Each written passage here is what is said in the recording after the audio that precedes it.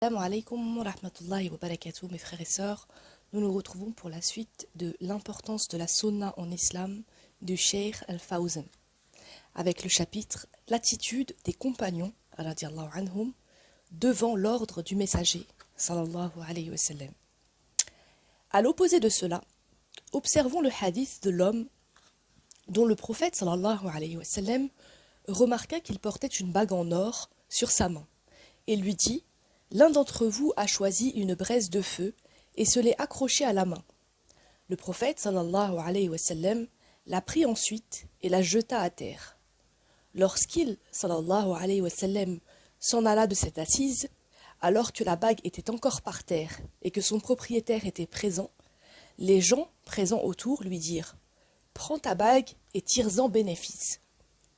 Cet homme croyant leur dit alors: par Allah, je ne la prendrai pas, alors que le messager d'Allah sallallahu alayhi wa sallam l'a jetée.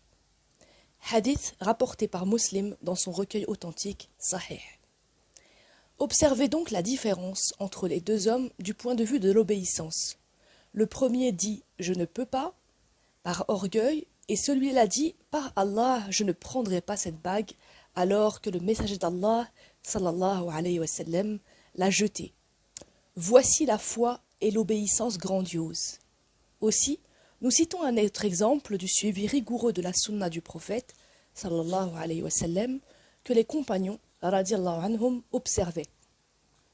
Les musulmans du premier exode priaient en direction de la maison sainte Bayt al-Maqdis par ordre d'Allah subhanahu wa ta'ala. Puis Allah subhanahu wa ta'ala leur ordonna de se diriger vers la noble Kaaba en disant: tourne donc ton visage vers la mosquée sacrée. Ainsi, la qibla fut modifiée de la maison sainte vers la noble Kaaba. Les musulmans se tournèrent en sa direction par ordre d'Allah subhanahu wa ta'ala, alors qu'ils priaient auparavant en direction de la maison sainte, également par ordre d'Allah. Dit: c'est à Allah qu'appartiennent le levant et le couchant. Il guide qui il veut vers un droit chemin. Sourate 2, verset 144. Et on constate que personne ne s'est opposé à l'ordre d'Allah, car l'ordre de modifier la qibla leur vint du ciel. Certains compagnons étaient en train d'effectuer la prière, le asr, en direction de la maison sainte, car ils n'avaient pas la connaissance de ce changement. Un autre compagnon vint à leur rencontre pendant qu'ils priaient et leur dit: la qibla a été modifiée de la maison sainte vers la noble Kaaba.